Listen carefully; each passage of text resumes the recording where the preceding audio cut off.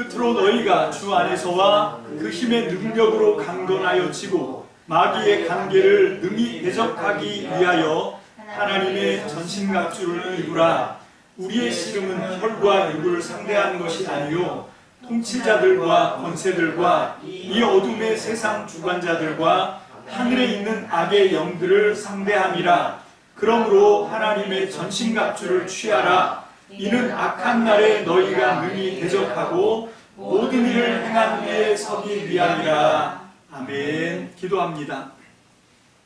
할렐루야. 살아계신 주님, 오늘도 우리가 사모하며 주님의 말씀을 기대합니다.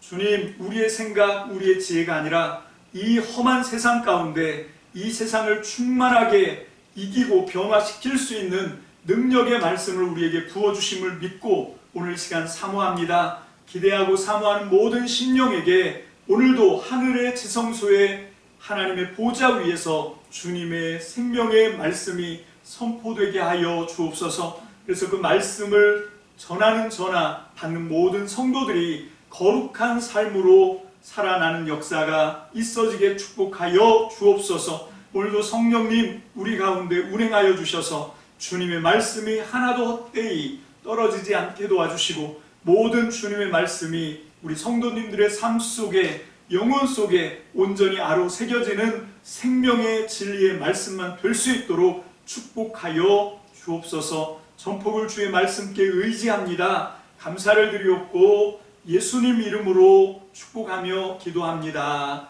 아멘.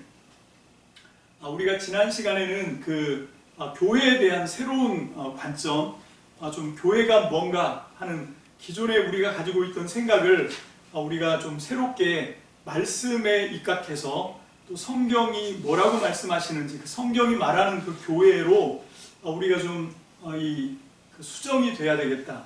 왜 그런가 하면 요즘 교회에 대한 기대가 너무 형편이 없어요. 이게 안 믿는 사람뿐만 아니라 우리나라에 이게 코로나19가 터지기 전부터도 교회에 대한 어떤 부정적인 견해가 너무 많았었는데 코로나를 통과하고 나서 교회가 더 많이 잘못을 했지요. 그 바람에 이 세상 사람들이 교회에 대한 기대가 교회가 그래도 우리 사회에 있을만하다 이렇게 대답한 사람이 전체 100%에서 8.8% 밖에 안 되는 그런 세상을 우리가 살고 있어요. 심지어는 교회를 다니는 교회에 속해 있는 믿는 사람들조차도 우리 사회의 교회가 무슨 소망이 되겠냐 할 때 부정적으로 대답한 사람들이 50%를 넘습니다. 정말 심각한 거죠. 내가 교회는 다니지만 교회가 우리 사회에서 뭘 제대로 할 수 있겠어. 차라리 우리 사회에 부정적인 악한 영향이나 끼치는 게 교회 단체다. 그렇게 지금 아주 깊이 인식되어 있단 말입니다. 그럼 왜 그런가 하면 그 사람들이 교회를 몰라서 그런 게 아니에요. 진짜 문제는 뭔가 하면 우리가 교회를 몰라서 그래요. 예수 믿고 구원받은 우리가 교회가 뭔지 우리가 그냥 전통적으로 기존의 인간의 생각들로 그냥 대충 알고 넘어갔단 말입니다. 우리 지난 시간에 포인트를 맞췄던 건 뭔가 하면 우리에게 더 주된 관심사는 내 영혼이 구원받는 것이 내가 구원받고 천국 가는 거, 내가 구원받고 영생 얻는 거, 교회는 다만 그 구원을 얻고 영생 얻는 일에 그냥 어떤 통로, 수단 이런 걸로 생각을 하는 거지요. 그래서 우리가 요즘은 심한 경우에 교회 없이도 구원이 있다고 생각하는 그런 견해가 있는데 지난 시간에 말씀을 통해서 우리가 교회라고 하는 건 구약의 전통에서 구약의 이스라엘에서 새 이스라엘로 전환되면서 나오는 게 교회였었다라고 하는 그런 개념과 맞물려서 교회가 우리가 생각하는 것과는 전혀 우리가 알지 못하는 어떤 그런 어마어마한 그런 가치가 있는 거다라고 하는 걸 우리가 말씀을 통해서 함께 찾아보았습니다. 여러분들이 가물가물하시거나 여러분들의 기억이 내가 저 말씀을 들었나? 이렇게 되시면 다시 한번 들어보시라고. 여러분 이 세관점이라고 하는 관점을 이해하고 교회를 이제 새로운 이 형태로 우리가 만나기 위해서는 지난 시간의 설교를 제가 몇 번 들어보라고 했나요? 3번 이상은 들어봐야 이게 무슨 얘기인지 감을 잡을 수 있다고요. 여러분 이 이스라엘이 구약 성경에 보면 그 이스라엘이 하나님의 나라입니다. 근데 그 이스라엘이 포로로 끌려갔을 때 이 사람들이 예루살렘 성전으로 올 수가 없으니까 이스라엘에서 이제 멀리 타고 바벨론으로 포로로 끌려갔었거든요. 그래서 거기서 어쩔 수 없이 이 사람들이 하나님을 만나고 그 이 이스라엘 예루살렘에 있는 성전을 대치한 그런 대안으로 시나고그 회당이라고 하는 모임을 갖고 거기서 안식일마다 모여서 예배를 드렸습니다. 그게 회당 예배예요. 그 회당 예배가 자연스럽게 이 교회 모임으로 변화가 된 거죠. 여러분, 이게 새롭게 만들어진 개념이 아니다라고 하는 거예요. 그리고 그 교회라고 하는 모임이 만들어진 것이 구약의 전통으로 이어져 내려오는 것이기 때문에 우리는 오늘날 우리가 갖고 있는 교회, 그 중에서 가장 심각한 문제가 뭔가 하면 너무 개인적으로 접근한다는 거예요. 교회를 그냥 교회랑 나랑 관계를 한다고 생각하는 건데, 그런 게 아니고 교회는 공동체다. 그게 이제 우리 그 에베소서 1장 23절, 우리 이게 이 에베소서의 말씀의 주제거든요. 오늘도 우리 함께 개역 개정판으로 함께 받들어 읽습니다. 시작. 교회는 그의 몸이니 만물 안에서 만물을 충만하게 하시는 이의 충만함이니라. 교회는 예수님을 머리로 한 예수님의 몸이 교회다. 이게 교회거든요. 그게 교회의 존재고, 그러니까 교회는 이 한 개인일 수가 없습니다. 이 지체들이 모여서 그리스도의 몸을 형성하는 겁니다.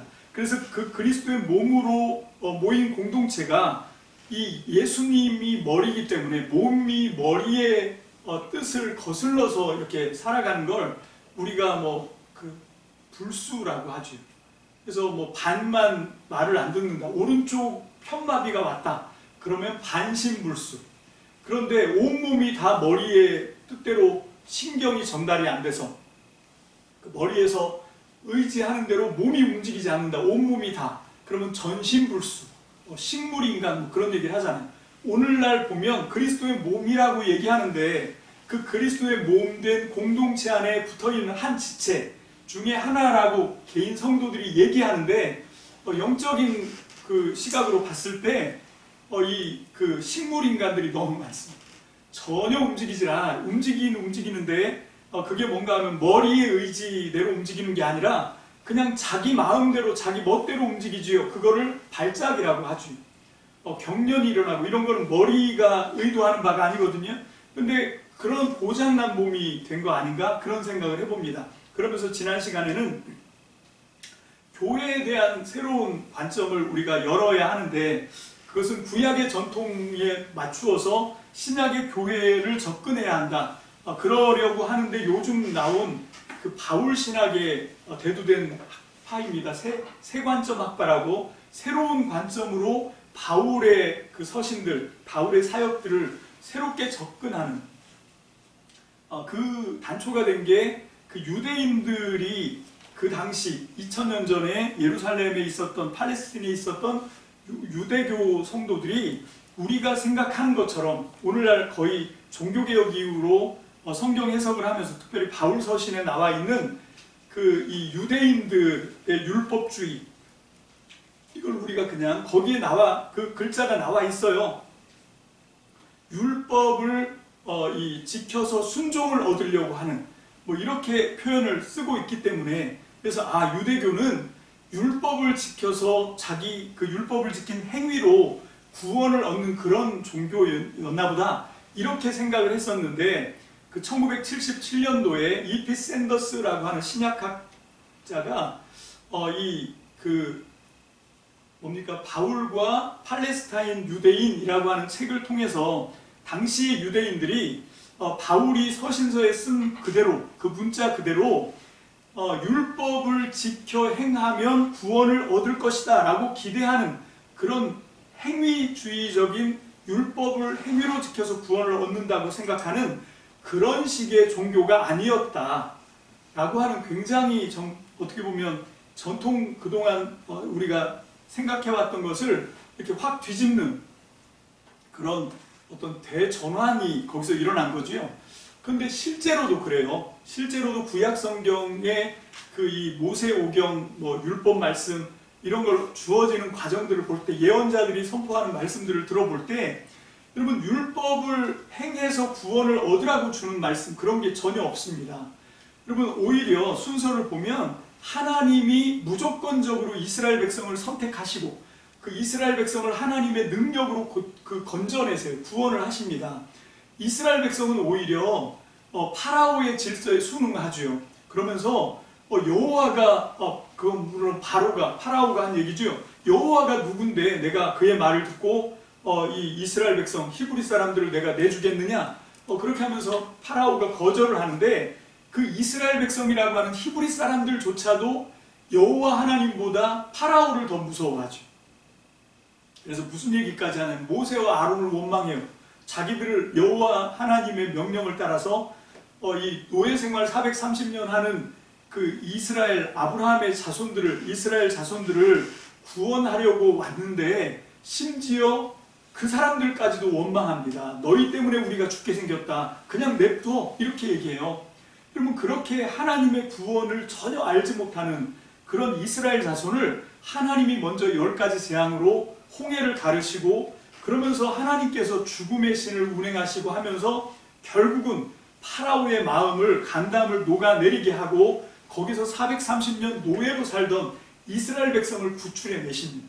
그리고 그 3개월간 광야 여정에서 하나님이 만나를 내려주시고 그 다음에 그 반석을 쳐서 샘물이 솟아나게 하시고 그러면서 이 장정만 60만 명, 뭐 작게는 한 200만, 많게는 한 300만 이렇게 계산을 하지만 어쨌건 그 사람들을 3개월 동안 시내산까지 하나님이 능력으로 이끌어 오십니다. 그리고 난 다음에 하나님이 계약을 하자. 그리고 그 언약을 맺는 자리에서 주신 게 율법이란 말이에요. 그러니까 율법은 우리가 구원을 얻는데 기여하는 바가 전혀 없어요. 여러분 그런데 왜 그러면 유대인들은 율법을 지키려고 그렇게 애를 쓰느냐? 하나님께서 말씀하셨거든요. 너희가 이제 나와 언약을 체결하고 내 구원받은 하나님 나라 백성이 되었기 때문에 하나님 나라 백성은 하나님 나라의 법을 지키고 살아야 된다. 그 하나님 나라의 법이 율법인 거예요. 그게 이제 모세를 통해서 하나님이 주신 십계명과 그 모든 구약에 있는 율법인 거죠. 여러분 그래서 이 바울이나 예수님이나 이 율법을 얘기할 때 이게 보면 안식일이나 아니면 할례, 몸에 행하는 할례 또는 정결례 이런 거 가지고 이 바울도 그렇고 예수님도 그렇고 여러분 유대인들도 이런 거를 철저하게 지키려고 한 거지요. 그게 왜 그런가 하면 이게 다른 어떤 의도가 아니라 이거를 지켜서 구원을 얻는 법이 아니에요. 안식일법이나 아니면 할례를 받는 거나 정결례를 지키는 건 뭔가 하면 내가 이 유대인들이 히브리 사람들이 다른 여타의 민족 사람들과 구분되는 차별되는 기점이 바로 그겁니다. 다른 모든 민족들은 할례 받는 민족이 없어요. 그 당시까지만 해도. 요즘은 전 세계 많은 남자들이 할례를 받지만 이게 외과 용어로 포경수술이잖아요. 그래서 우리가 유대인도 아닌데 우린 요즘 다 이렇게 할례를 행하지만 옛날에는 이게 다 종교적인 의미로 행해지는 거고 그런 상황에서는 오직 혈통으로 유대인들만 행하는 게 할례예요. 그리고 안식일을 구별해서 지키는 것도 유대인들이니까 하는 거죠. 여러분 이건 뭔가 하면 내가 하나님께 선택받아서 이미 하나님 나라 백성 구원받은 이스라엘 사람이다 라고 하는 그런 차별의 의도로 나는 유대인이다 유대 사람이다 라고 하는 구별되는 의도로 하는 것이 할례고 안식일을 지키는 거고 각종 정결례법을 의식을 행하는 겁니다. 그래서 예수님이나 바울이나 그런 걸 지적할 때 뭘 얘기하는 건가 하면 이 사람들이 그걸 지켜 행해야 구원을 얻는 그런 걸 요구하는 게 그런 거를 생각해서 비난한 것이 아니고 뭔가 하면 이 사람들이 자기들만 배타적으로 다른 민족은 다 멸망받고 지옥에 떨어져야 되는데 자기 유대인들만 하나님 앞에 선민이고 선택받은 하나님 나라 백성이고 자기들에게만 구원이 있다라고 하는 것을 주장하는 의도로 다른 민족과 구별 짓는 의도로 지키는 그 세 가지 법에 목을 맸다는 거죠. 그래서 바울이 뭐라고 얘기하냐면 너희들 왜 그것만 지키냐? 다른 모든 율법을 다 지켜야 되지 않냐? 그 다른 모든 율법의 정신이 뭔가 하면 마음을 다해서 온전히 하나님을 사랑하고 또 똑같이 내 이웃, 내 몸같이 사랑하고 뿐만 아니라 모든 열방, 모든 민족에게 구원을 가져다주는 통로가 되라. 대제사장 나라가 되라. 이게 율법의 정신이거든요. 근데 유대인들은 그런 건 안 지켜요. 다른 율법은 안 지키고 오직 자기들이 다른 민족들하고 구별됐다. 저 민족들은 멸망받고 저주받아서 지옥으로 떨어져야 되는 거다. 이런 차원에서만 차별할 목적으로 그런 의도로 지키는 그런 율법들만 지정해서 예수님도 그렇고 바울도 그렇고 그러면서 오히려 이제는 하나님의 복음이 그런 민족의 한계를 뛰어넘었다. 원래부터 하나님이 의도했던 게 모든 민족을 복주시기 위해서 아브라함을 선택하신 거고요. 그러니까 원래 복음의 의도, 원래 율법의 의도, 구약에서 하나님이 아브라함을 선택하고 모세를 통해서 율법을 주셨던 그 정신을 회복하는 건 거죠. 그렇게 해서 예수님이 새 율법, 나는 율법을 폐하러 온 게 아니고 완성하러 왔다. 그러면서 이제 새 계명을 주셨는데 그게 뭔가 하면 서로 사랑해라. 그 서로 사랑해라라고 하는 그 이 계명을 주셨는데 그래서 예수님이 그렇게 새로운 율법, 과거의 율법, 특별히 이제 그것이 흘러내려오다 보니까 한 700년 정도 흘러내려오다 보니까 어떻게 됐냐면 자기들만 특별한 민족인 것처럼 교만한 그런 율법주의로 흘러갔는데 그거를 타파하고 예수님이 원래 하나님이 율법을 주셨던 온 민족 열방을 구원하실 그 하나님의 구원의 복음으로 예수님이 오셨다. 율법의 완성을 위해서 오셨다. 라고 하고 이제 새로운 이 계명을 주시고 율법을 새롭게 해석하시고 자 그렇게 하면서 이제 새 역사를 열어가셨단 말이죠. 그것을 바톤을 받아서 바울이 서신서들에서 이제 이 이방 사람들의 사도가 되어서 그 유대인들과 싸울 수밖에 없는 거죠. 그렇게 하면서 썼던 그런 낱말들이 그동안 그 문자가 그렇게 됐다 보니까 그걸 잘못 해석해서 유대교는 율법을 지향하는 그런 율법의 행동으로 구원을 얻는 행위 구원론이고 우리 예수님은 그냥 마음으로 믿고 입으로 시인만 하면 구원을 얻는 그냥 오로지 은혜로 되어지는 그런 종교였다라고 잘못 해석을 한 거예요. 그런데 사도 바울은 바울의 편지를 보면 그것만 얘기하는 게 아닙니다. 너희의 선한 행실을 보고 다른 사람들이 하나님을 믿을 수 있도록 우리에게 오히려 하나님의 말씀을 지키고 살아야 된다라고 강조하는 부분들이 되게 많거든요. 그런데 이렇게 이신칭의 은혜로 구원받는 이런 옛날 관점을 갖고 있었던 사람들은 그것들은 다 묻어버려 안 보려고 합니다. 그렇게 잘못 해석하는 바람에 이런 어려운 일들을 당하게 됐다. 그 터툴리안인가요? 초대 교부인데 복음을 전할 때마다 그런 말을 했다고 해요. 뭐라고 얘기하냐면 우리 예수 믿는 그리스도인들처럼 사랑하는 사람 봤냐? 우리 예수 믿는 그리스도인들처럼 형제의 죄를 용서해 주는 사람 봤냐?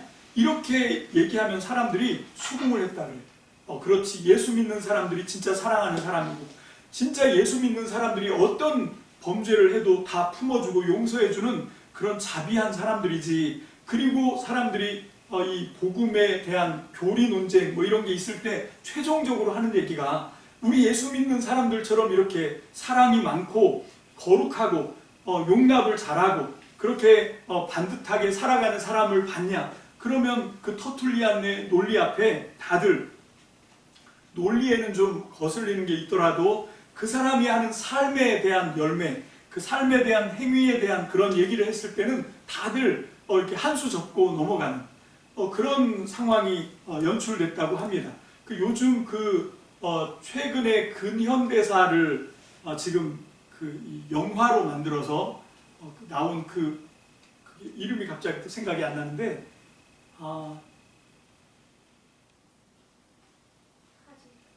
파친코. 네, 파친코.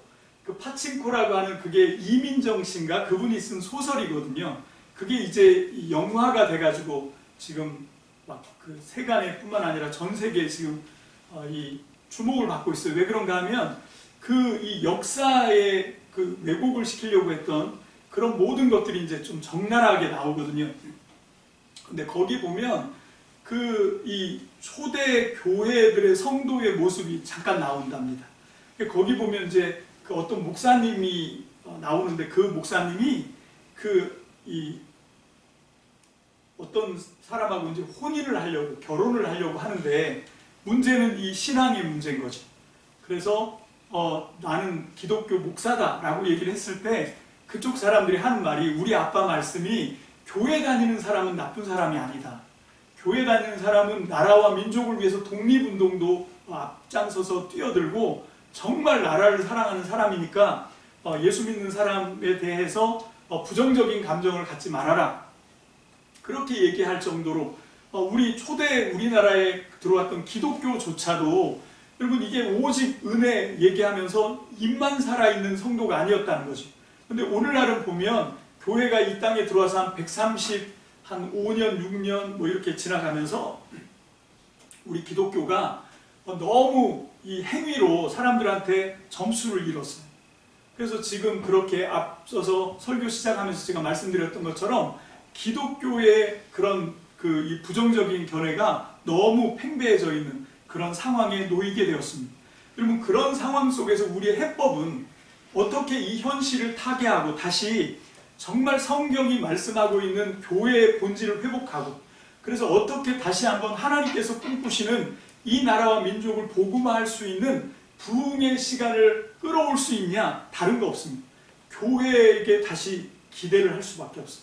아니 지금 교회가 사람들한테 부정적인 견해로 지금 교회가 문매를 맞고 있는데 또 진부하게 교회를 붙들자고? 근데 그거밖에는 해법이 없어요. 하나님께서 교회를 통해서 세상을 구원하실 계획을 갖고 있기 때문에 그래요. 교회가 새 이스라엘이고 새 예루살렘입니다. 뿐만 아니라 우리 에베소서의 말씀의 가장 중요한 핵심인 1장 23절의 말씀에 보면 교회가 그리스도의 몸이기 때문에 그래요. 예수님이, 머리이신 예수님이 다른 몸을 쓰신 법이 없습니다. 그래서 우리는 어쩔 수 없이 지금 교회라고 하는 것이 세상 사람들한테 굉장히 부정적인 이미지로 각인되어 있지만, 그래서 이걸 회복하고 다시 부흥을 찾기가 배나 더 힘들게 되었지만 어쩔 수가 없습니다. 여러분 다시 승부를 걸 수 있는 유일한 방법은 이제 교회를 교회되게 하는 것밖에 없다. 그래서 우리는 이 에베소서의 말씀을 가지고 씨름하고 있는 것입니다. 자, 오늘은 이제 두 번째 새로운 관점으로, 자, 오늘은 중심을 사도행전에다 맞추려고 해요.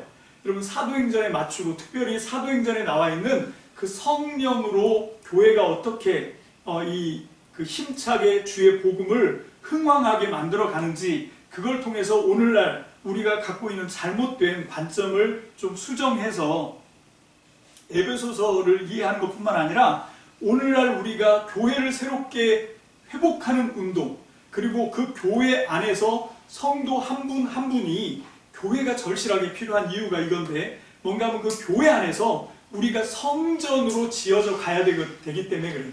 그게 궁극적인 구원입니다. 우리의 구원은 영원한 사망, 지옥에서 벗어나서 영원한 생명, 천국으로 들어가는 것을 우리가 포인트로 맞추고 있지만 그건 지극히 이기적이고 우리 입장에서 보는 관점이에요. 하나님의 관점에서 보면 하나님이 그렇게 지옥, 천국 나누고 이 영원히 죽는 사망과 영생을 나누고 이렇게 하지만 그 배경 속에 가장 중요한 핵심이 있는데, 그 핵심 중에 핵심이 뭡니까? 그건 뭔가 하면 다른 것이 아니라 그 하나님의 온전함을 드러내는 성전에 있습니다. 성전. 하나님은 우리 각 사람을 하나님이 거하시는 성전으로 삼기를 원하시는 거예요. 그래서 하나님의 그 기대, 하나님의 그 원래 창조하실 때부터 갖고 있었던 하나님의 계획, 그 청사진을 받아들인 사람이 천국이고 영생인 거고요. 그걸 거절한 사람이, 그 사람이 어떤 삶을 살아도 상관없습니다. 하나님의 그 창조의 계획과 함께하지 않으면, 그래서 우리가 하나님의 성전이 되는 그 하나님의 목적을 이루어드리지 않으면 그 순간 우리는 사망이고 그리고 지옥의 백성이 되는 것이죠. 여러분 이게 본질을 놓치고 자꾸 그 본질 때문에 파생되는 거에 우리가 헷갈리는데, 그게 아니고 본질은 뭔가 하면 하나님과 연합하는 겁니다. 하나님과 연합하는 것이 성전이고, 그리고 또 다른 그림으로, 이 에베소서의 그림으로 보면 예수님이 머리고 우리가 그의 몸이고, 그런 게 교회인 거죠. 그래서 그 교회 안에서 우리가 진짜 성전으로 빚어져 가는 것, 성전으로 성장해 가는 것, 이것이 가장 중요한 하나님의 계획이고, 하나님은 그걸 위해서 교회를 세우셨고, 그 교회 안에 소속되어 있는 성도 한 사람 한 사람을 지금도 만져가시는 줄로 믿습니다. 아멘. 자, 그런데 그 일을 하는 데 있어서 가장 중요한 게 뭔가 하면 성령님이에요. 성령님.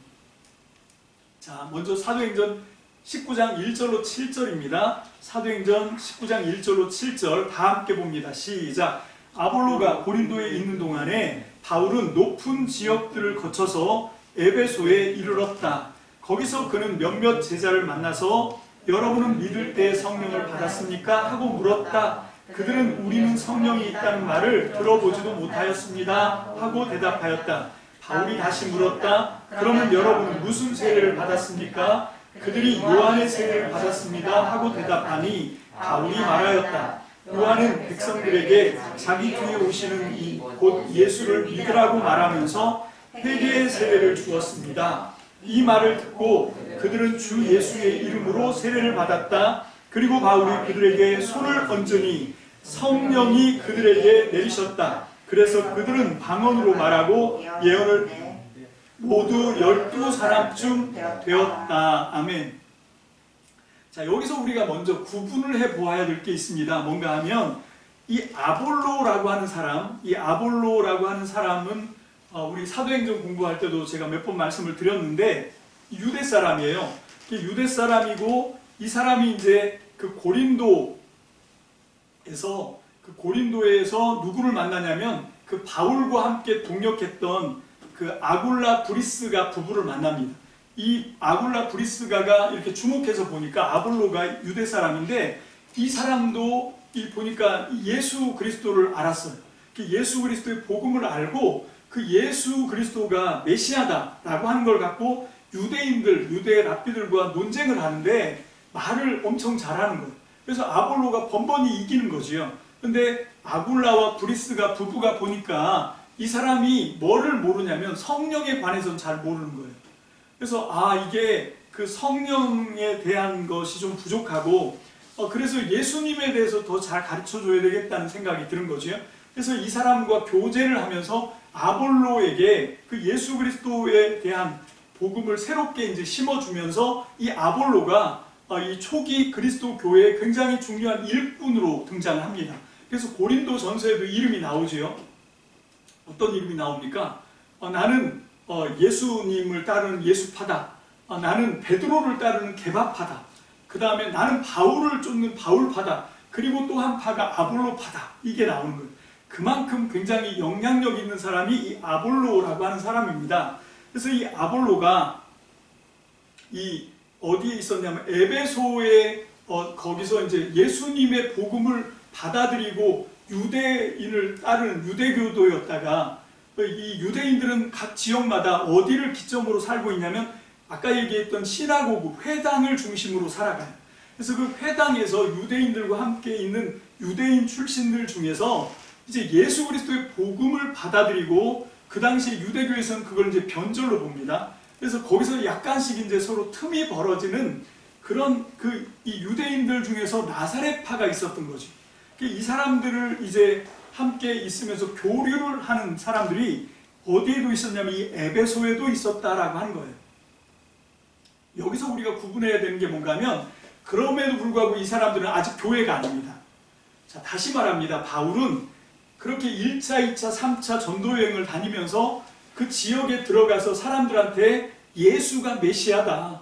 예수가 하나님의 뜻을 성취하기 위해서 오신 말씀 하나님이시다 라고 하는 그런 복음을 전해서 사람들을 거듭나게 합니다. 예수님을 믿고 따르게 만들어요. 근데 거기서 끝나는 게 아니라 바울은 그 사람들을 뭘로 만들어요? 교회 공동체로 형성해 나가는, 교회 세우는 운동을 하는 사람이었다라고 하는 거지. 그러면 아볼로는 아직 아닙니다. 아볼로는 그냥 유대인들과 함께 율법 논쟁을 하는 거지요. 그러면서 자기를 따르는 그 나사렛 파 사람들을 확보해 나가는 그런 사람인 거지, 아직 이 사람은 교회가 뭔지를 모르는 거예요. 그 증거가 뭔가 하면 여기 와서 에베소에 왔을 때, 아볼로가 이제 고린도로 올라가 있을 때 바울은 에베소로 들어오지요. 바울이 에베소로 들어오는데 거기 보면 뭐라고 서술을 하고 있냐면 높은 지역들을 거쳐서 라고 얘기합니다. 백길로 온 게 아니라 육로로 왔다는 얘기를 이런 식으로 표현한 거예요. 자, 그래서 걸어서 에베소까지 왔습니다. 이게 3차 전도 여행의 시점으로 봐야 된다고 생각을 해요. 여기서부터 3차 전도 여행인데 문제는 뭔가 하면 에베소에 와서 너무 오래 있어요. 한 2년 3개월 정도 체류를 하거든요. 가장 오래 있습니다. 그래서 에베소에 이제 도착을 했어요. 거기에 이제 아볼로는 공석인 거죠. 아볼로는 고린도로 넘어갔고, 이제 이 바울이 에베소에 도착을 해서 에베소에서 몇몇 제자를 만납니다. 이 사람들이 이제 유대 율법주의에서 예수님이 메시아다라고 하는 걸 믿고 따르는 사람들을 표현한 거예요. 그래서 믿고 따르는 사람들인데 이 사람들한테 첫 번째 질문이 뭐냐? 2절 앞부분만 다 같이 2절 전체를 보겠습니다. 시작. 여러분은 믿을 때에 성령을 받았습니까? 하고 물었다. 그들은 우리는 성령이 있다는 말을 들어보지도 못하였습니다 하고 대답하였다. 자, 사도행전에서요, 성령이 묘사되고 있는 건 교회와 연결됩니다. 사도행전에서 성령님은 교회를 출범하고 교회를 세울 때 성령의 역사가 항상 나타납니다. 성령을 못 받았다, 아니 성령이 있음을 들어보지도 못했다라고 하는 건 이 사람들이 아직 교회는 아니다라고 하는 거예요. 비록 유대교 율법주의의 주장과는 약간 이제 다른 길을 가기 시작했지만 어떤 부분에서 다르냐면 유대교인들은 지금까지도 아직 메시아가 오지 않았다고 생각해요. 그래서 유대인들은 지금도 다시 오실이 아니죠. 하나님이 보내주실 그 구원자 메시아를 지금도 기다리고 있습니다. 그게 유대교예요. 지금 현존하고 있는 유대교도. 근데 우리 여기 나와 있는 이 에베소 아볼로를 따르던 몇몇 제자들은 누군가 하면 이제 메시아가 오셨다. 그 메시아가 누구냐? 나사렛 예수님이다 라고 하는 믿음을 갖고 있었어요. 그래서 이 사람들을 나사렛 도당이라고 얘기하는 거예요. 나사렛 예수를 추종하는 사람들이라고 얘기하는 겁니다. 아볼로와 에베소에 있던 사람들은 나사렛 예수를 추종하는 유대 율법주의의 한 분파였던 거죠. 근데 이제 바울이 거기 들어가서 그 아볼로가 고린도로 들어갔을 때 그 빈자리에 들어가서 이 바울이 뭘 하는 건가 하면 그 에베소 사람들을 교회로 만드는 일을 하는 거예요. 교회로. 자, 그 일이 오늘 여기 있었던 일입니다. 그래서 너희가 무슨 세례 받았냐 물으니까 3절에 요한의 세례 받았습니다. 바울이 말하죠. 예수님을 믿으라고 말하면서 회개의 세례를 요한은 백성들에게 자기 뒤에 오시는 이 곧 예수를 믿으라고 말하면서 회개의 세례를 주었는데 이제 예수님께서 뭐라고 말씀하시냐면 성령의 세례를 받는 그 말씀을 기억하고 사도 바울이 사람들한테 손을 얹을 때 성령이 그들에게 내리시고 그래서 그들이 방언하고 예언하고 그렇게 한 사람들이 12사람쯤 되었더라. 자, 이렇게 이제 성령님을 통해서 교회가 세워지는 거죠. 에베소 교회가 드디어 세워지는 겁니다. 그래서 어떤 학자들은 아볼로가 있을 때부터 그걸 교회로 쳐야 된다라고 얘기하는데 저는 동의하지 않습니다. 왜 그런가 하면 성령님이 열어가시는 것이 교회이기 때문에 그래요.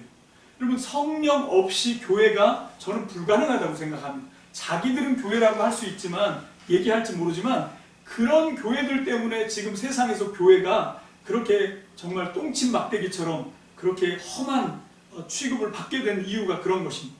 그래서 우리가 교회를 회복하는 데 있어서 새로운 관점에서 놓치지 말고 잡아야 되는 건 뭔가 하면 교회는 성령으로 시작해서 성령으로 달려가고 성령으로 마치는 게 교회예요. 성령 없이 성령과 별개로 존재하는 교회 그런 거 없습니다. 자기들은 그런 걸 교회라고 할지 모르지만 우리 주님은 그걸 교회로 쓸 수가 없어요. 다시 말합니다. 그럼 머리가 예수님이에요. 교회는 그의 몸입니다. 그래서 그 예수님, 머리이신 예수님의 뜻을 몸에게 전달해서 몸이 그걸 수종들고 순종하게 만드는 신경 전달 물질이 성령이라고 보시면 돼요. 물론 성령 하나님은 하나님이시기 때문에 그보다 훨씬 더 위대하신 분이고 훨씬 더 큰 분이시지만 성령이 하시는 일이 그런 일이거든요. 그래서 교회는 성령이 없으면 안 됩니다. 성령이 그 교회들 속에서 주장하셔야 돼요. 성령이 그 교회들을 끌고 가셔야 됩니다. 그 뒤에 나오는 모든 사도행전의 그런 예들은 다 그거를 뒷받침해주고 있는 거지요. 그래서 오늘 이제 복습을 하느라고 너무 시간이 많이 가서 그 나머지는 여러분들이 찬찬히 찾아서 읽어보시면 되고요. 그 다음에 또 한 가지 우리가 놓치지 말아야 되는 건 뭔가 하면 오늘날 그 성령에 대해서 너무 개인적으로 접근을 합니다. 여러분, 성령님은 사도행전에서뿐만 아니라 이 하나님의 새 역사를 만들어가는 일에 있어서 성령님은 항상 교회와 함께 역사하시고, 제가 지난 시간 또 그 전 시간에도 강조를 했지만 이 교회가 이제 새 하나님의 나라인 새 이스라엘이다. 성경은 지금 그런 그림을 가지고 지금 이 역사를 끌고 나가고 있거든요. 그래서 교회는 성령님과 함께 보조를 맞추고 있고, 이건 다른 말로 얘기하면 성령은 하나님 나라를 사람들한테 알려주는, 이게 하나님 나라다라고 하는 영역 표시와도 같은 거예요. 성령이 임하는 그걸 보면 여기도 하나님의 나라구나, 그거가 되는 거예요. 여러분, 그 대표적인 예가, 이거를 시간이 적이어서 따로 보진 않겠지만 사도행전 10장과 사도행전 11장에 나오는, 이게 뭔가 하면 고넬료 집에 임했던 성령의 역사잖아요. 고넬료의 집에 부름을 받고 갔어요. 베드로가 가는데 흔쾌히 간 게 아닙니다. 여러분, 막 거절을 했는데 천사가 보자기를 내리고 거기에는 먹으면 안 되는 레위기 11장에 부정한 음식들이 가득 있고, 근데 음성이 들려오기를, 주님의 음성으로 들려오기를 잡아먹어라. 그런데 나는 이거 먹은 적이 없습니다, 부정합니다 라고 얘기했더니 주님이 내가 깨끗하게 했는데 네가 부정하다고 하지 마라. 이걸 3번 환상을 통해서 경험을 합니다. 그리고 난 다음에 그 피역장 시몬의 집에 사람들이 쫓아왔어요. 누가 왔냐면 그 고넬료의 집에서 보낸 사람들이 온 거죠. 그래서 그 고넬료, 백부장 고넬료의 하인들이 와가지고 우리 주인이 당신을 좀 초청하십니다. 그래서 이게 가라는 사인인가 보다 해서 이제 억지로 끌려가긴 했어도 베드로가 흔쾌히 간 건 아니에요. 왜냐하면 이 사람이 유대 사람이거든요. 율법을 지키는 사람입니다. 유대 사람이고 율법을 준수하는 사람이 이방 사람하고 어울릴 수가 없거든요. 그래서 가는 게 굉장히 찜찜했지만 이런 신기한 환상을 체험하고 음성을 듣고, 그래서 또 거기에 그때 또 때를 맞춰서 고넬료가 보낸 사람들이 왔고, 그래서 그 사람들과 함께 고넬료의 집으로 간 거지요. 가서 고넬료를 만나서 이제 그 사람들에게 복음을, 하나님의 말씀을 전하고 있는데 어떤 일이 벌어졌냐면 성령이 오신 거예요. 성령이 임하신 겁니다. 여러분, 여기서 베드로가 완전히 항복하죠. 무슨 얘기입니까? 성령이 임하셨다는 건 이 가정도, 이 고넬료의 집도 하나님의 나라다. 하나님이 그렇게 도장을 찍는 거예요.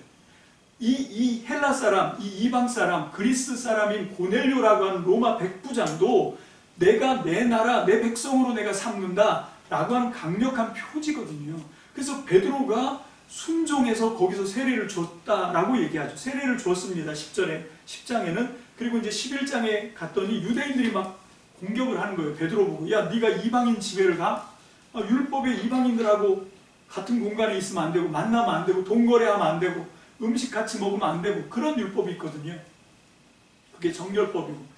근데 이걸 어긴 거잖아요. 그런데다가 더군다나 거기 가서 그 사람들하고 같이 교류했을 뿐만 아니라 세례를 주어버려요. 세례를 주었다라고 하는 이것 때문에 이제 막 흥분한 거예요. 그래서 유대인 그리스도인들이 베드로를 막 공격을 합니다. 어떻게 그럴 수가 있냐고. 그랬더니 베드로가 변명으로 하는 얘기가 사도행전 11장 15절로 17절인데 이거는 한번 다 같이 보겠습니다. 다 같이 읽습니다. 시작. 내가 말을 하기 시작하니 성령이 처음에 우리에게 내리시던 것과 같이 그들에게도 내리셨습니다. 그때 나는 요한은 물로 세례를 주었지만 너희는 성령으로 세례를 받을 것이다 하신 주님의 말씀이 생각났습니다. 그러므로 하나님께서는 우리가 주 예수 그리스도를 믿을 때 우리에게 주신 것과 같은 선물을 그들에게 주셨는데 내가 누구이기에 감히 하나님을 거역할 수 있겠습니까? 예수님이 생전에 우리 제자들한테 말하지 않았냐는 거예요. 뭐라고? 요한은 물로 세례를 주었지만 몇 날이 못 돼서 너희는 성령으로 세례를 받을 거다 라고 얘기를 했단 말이죠. 그게 예수님을 따르는 사람의 표지예요. 예수님을 따르는 사람이 누구냐? 이 새 이스라엘, 새 예루살렘 교회라고 하는 거지. 근데 그 교회가 뭐냐면 예수님이 하나님 나라를 끌고 오신 분이거든요. 하나님 나라를 완성하신 분입니다. 그 하나님 나라를 교회를 통해서 이 땅 가운데 하나님 나라를 실현하시겠다라고 하는 거거든요. 그래서 성령의 세례를 받는다라고 하는 건 뭔가 하면 이게 하나님 나라다라고 하는 표지이기도 한 거예요. 교회의 표지이기도 하지만 교회와 하나님 나라가 신약성경 사도행전에서는 동의어로 쓰였다고 해도 과언이 아니기 때문에 그렇습니다.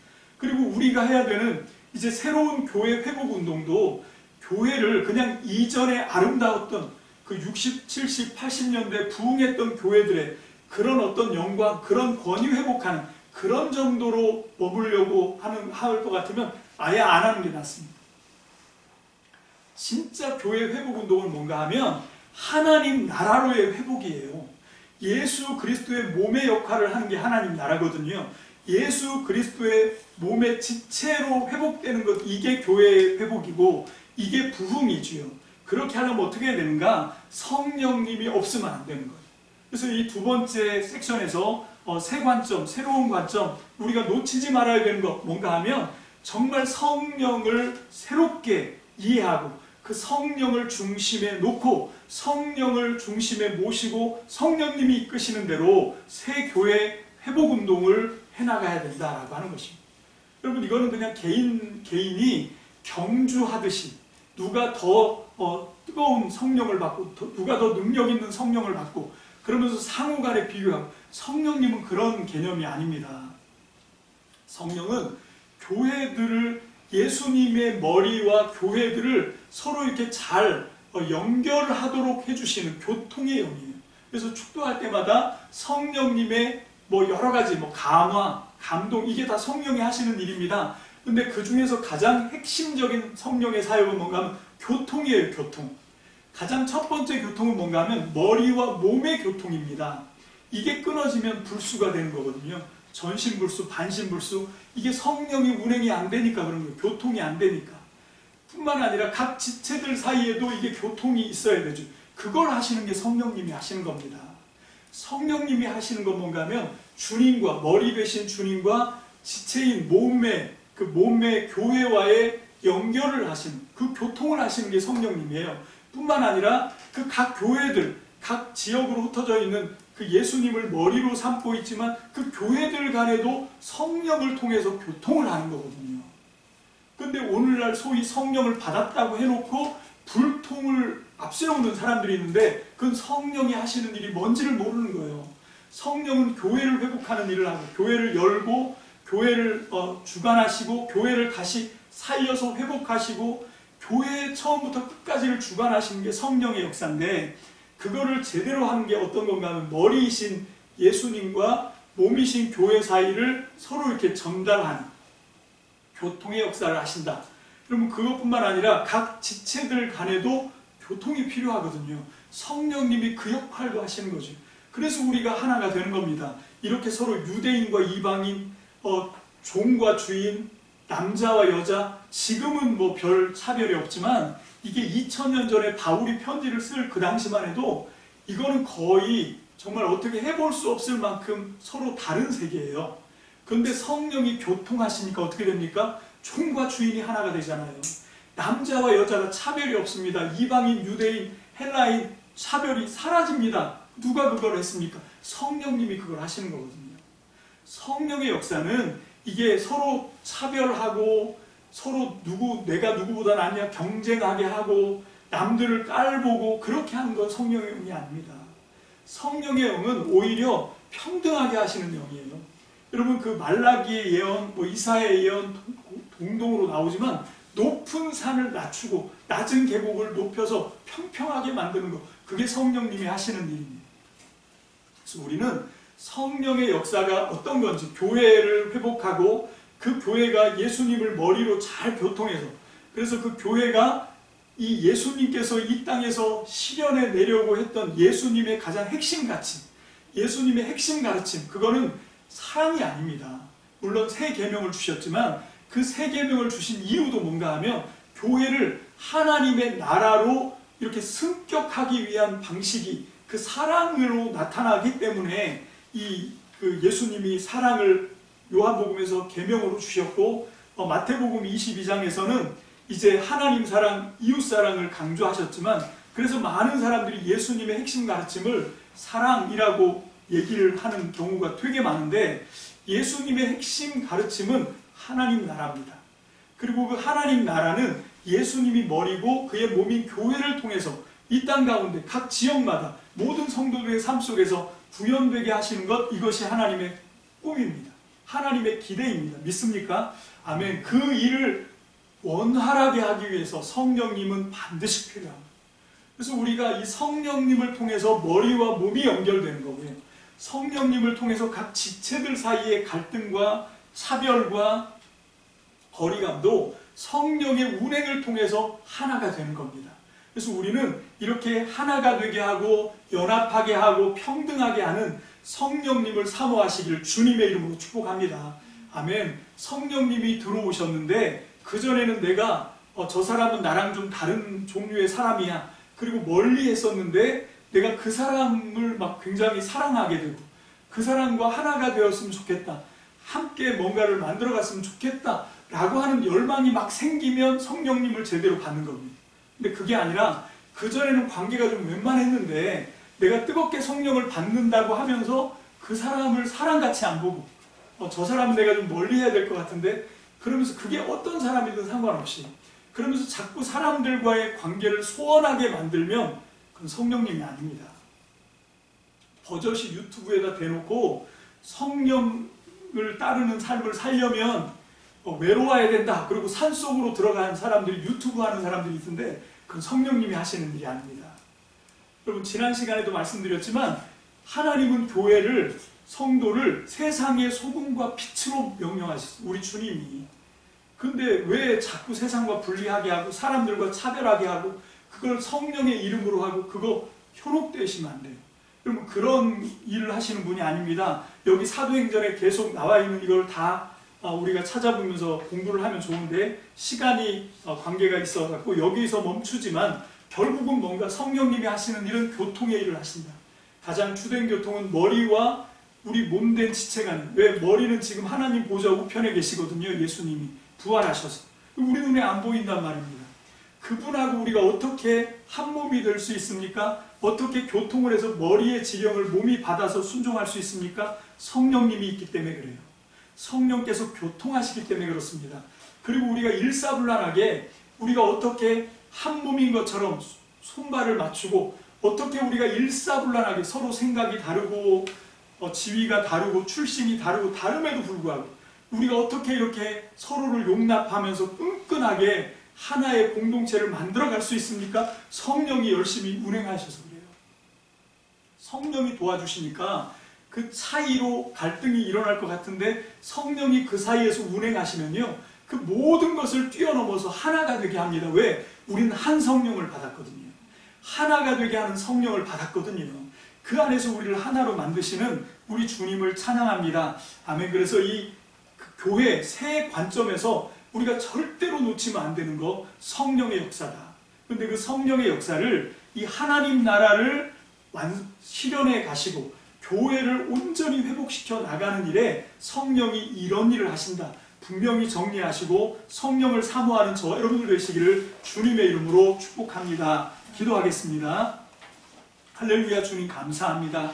지금 우리는 교회가 그 영광을 잃어버린, 정말로 땅바닥에 떨어져 버린 교회의 위신과 교회의 명성과 교회의 기능을 다시 회복할 기대를 가지고 이제 우리가 에베소서의 말씀을 중심으로 하나님의 뜻을 새롭게 분별합니다. 이제 지난 시간과 오늘 시간까지 이어서 새 관점에 대해서 말씀하시면서 정말로 가장 중요한 핵심, 교회에 없어서는 안 되고 우리가 예수님을 머리로 섬기고 우리가 예수님의 몸으로 존재하기 위해서 반드시 필요한 성령의 중요성, 성령의 역할을 우리가 보았습니다. 그리고 그 성령님은 우리 개개인의 필요를 위해서 개개인이 마음대로 할 수 있는 그런 사사로운 영이 아니라 하나님 나라의 영이신 것을 깨닫습니다. 그분이 하나님 나라의 주인이신 성령 하나님이신 것을 놓치지 않게 도와 주옵소서. 그래서 우리가 성령을 새롭게 접근하고 성령을 새롭게 이해하고 성령 안에서 성령님을 통하여 온전한 그리스도의 몸으로 정말로 주님의 머리의 지령을 온전히 깨닫는 그 지혜와 지식이 성령을 통하여, 교통을 통하여 온전히 이루어지게 하시고, 또 우리가 어떤 사람을 만나더라도 그 사람들의 우리와 다름을 틀림으로 접근하는 것이 아니라 우리의 다름을 존중하며 그 사람들과 함께 예수님의 몸의 지체의 모든 아름다운 하모니를 만들어낼 수 있도록, 조화를 이루어 갈 수 있도록 주님 성령께서 오늘도 우리 각 사람에게 운행하여 주시고, 우리 참믿음 지체들에게 운행하여 주시고, 우리가 아무리 멀리 떨어져 있을지라도 하나님 성령님을 통하여 우리가 하나로 빚어지는, 하나로 교통하는 아름다운 조화의 역사를 체험하는 우리 참믿음 성도들 다 되게 축복하여 주옵소서. 감사를 드립니다. 예수님의 이름으로 축복하며 기도합니다. 아멘.